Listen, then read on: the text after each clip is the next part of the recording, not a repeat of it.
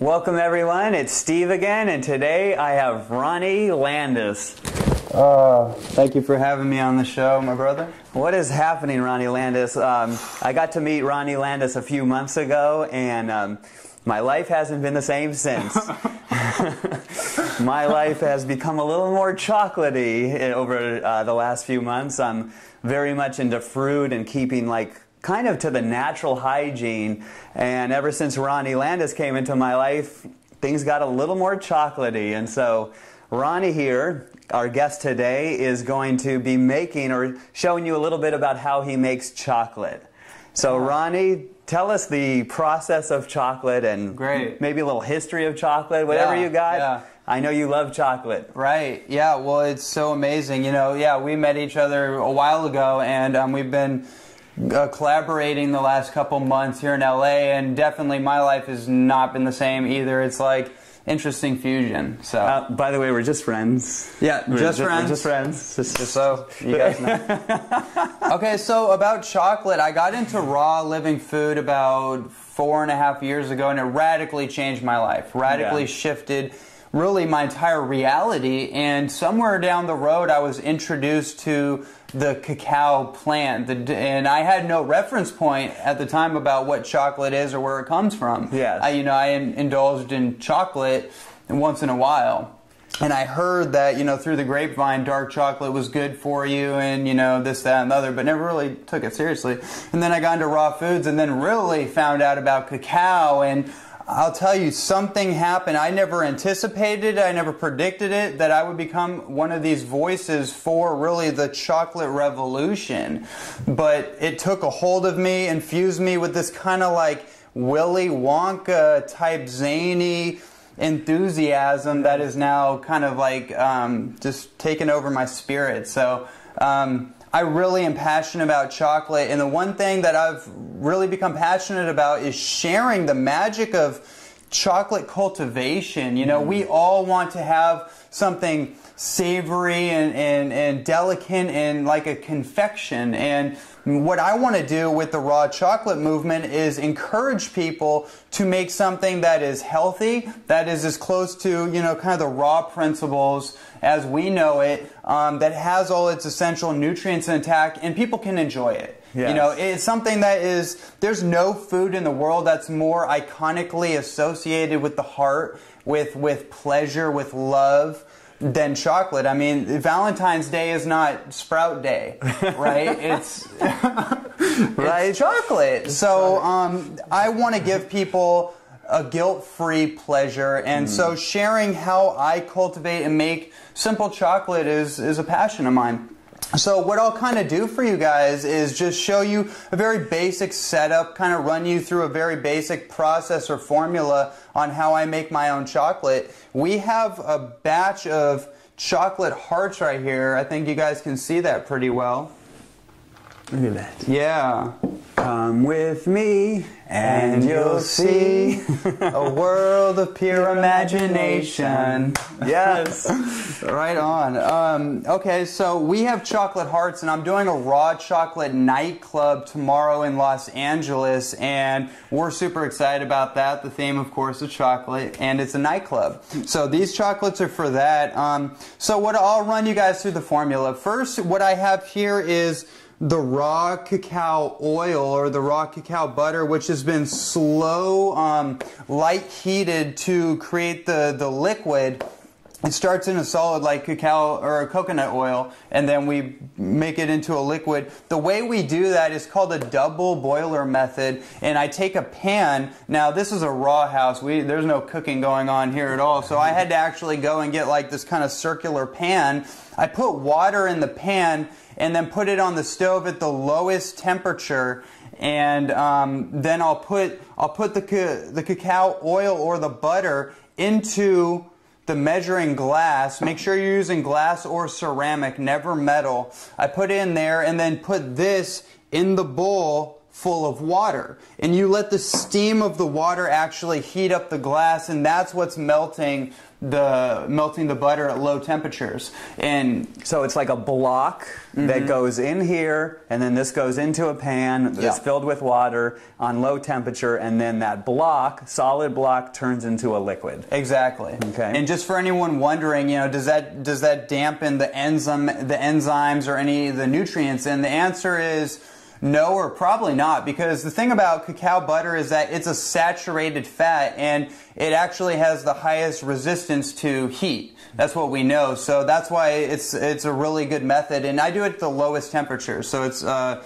good way of doing it. So the next thing I do, once I have the liquid... Before you go on with that, regarding the heat, because a lot of us think, okay, it's 105 or it's 118 degrees. Yes. But there's a term called what's the term where you can have higher heat, and it doesn't, certain foods you can go a little higher, and certain foods like fruits and vegetables, the cutoff is 105 or 118 depending on what you believe. Right, so that's kind of the science behind like the raw food temperature gauge, is that there's different foods like nuts and seeds exist on different scales of heat and how they can resist heat. The saturated fat, it has the highest resistance. I don't remember the exact number. It's something like close to 200, actually. I think it's a little above 200. Now, I'm doing maybe like 150, 160, and let it go through a slow duration. Okay. I feel like that's the most integral way to do it. Nice. Nice. So yeah, there's a lot of different, like, for different foods, water is one of those. It has a different, like, flip point. So that's important to know. Yeah, because we all think it's like, oh, it's 115 and that's it. Right. And it's not quite that way.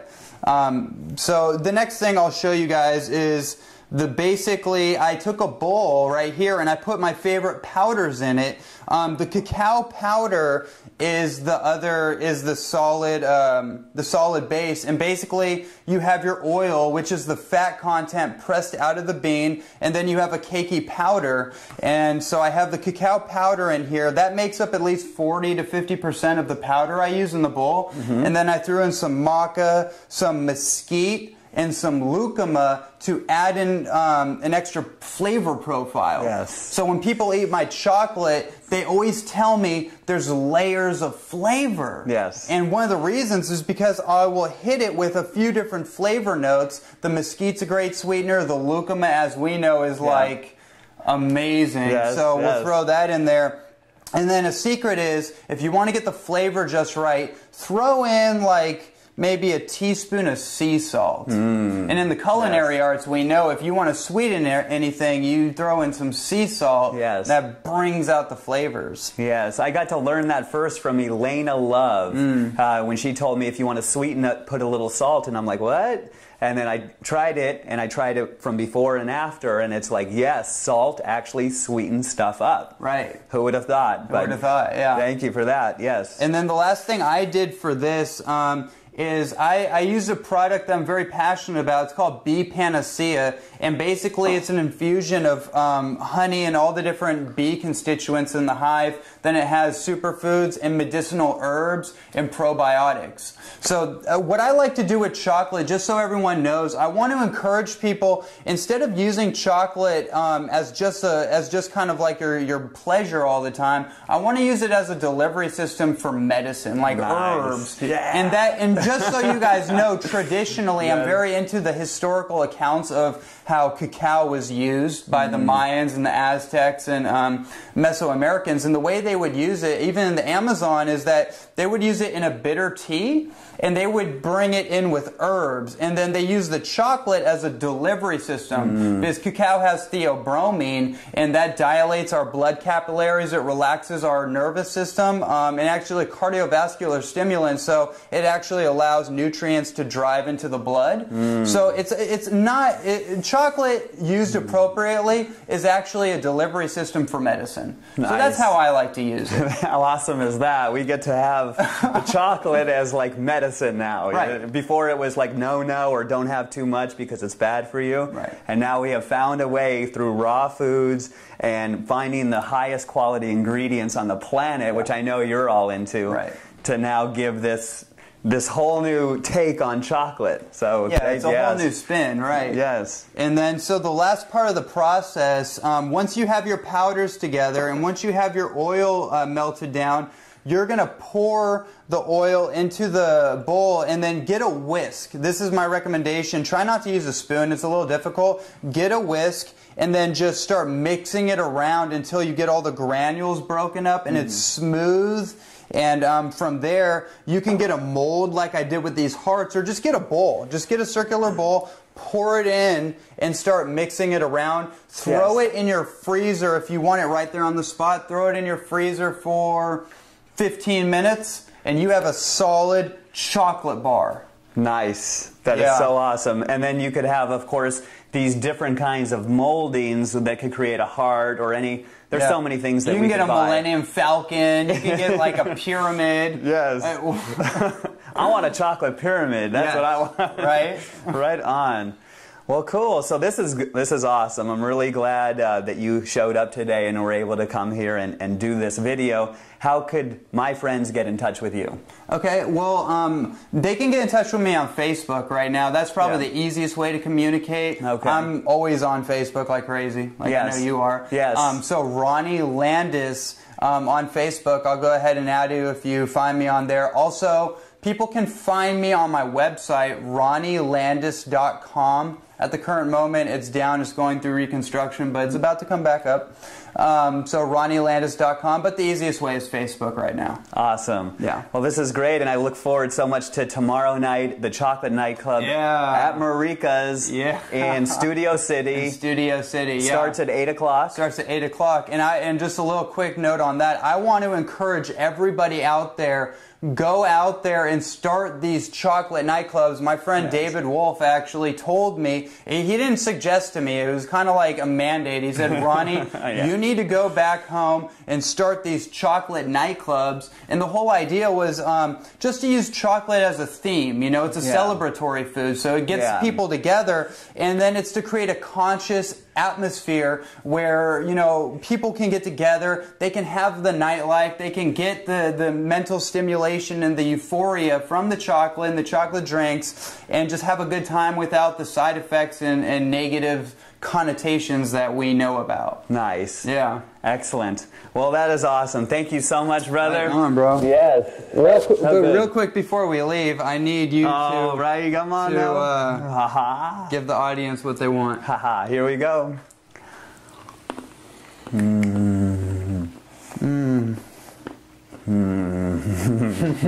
I got this too.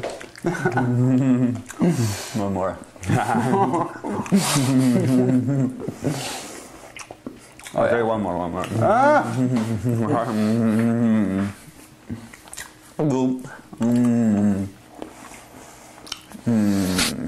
This will help you, put you in a meditative state if you need to.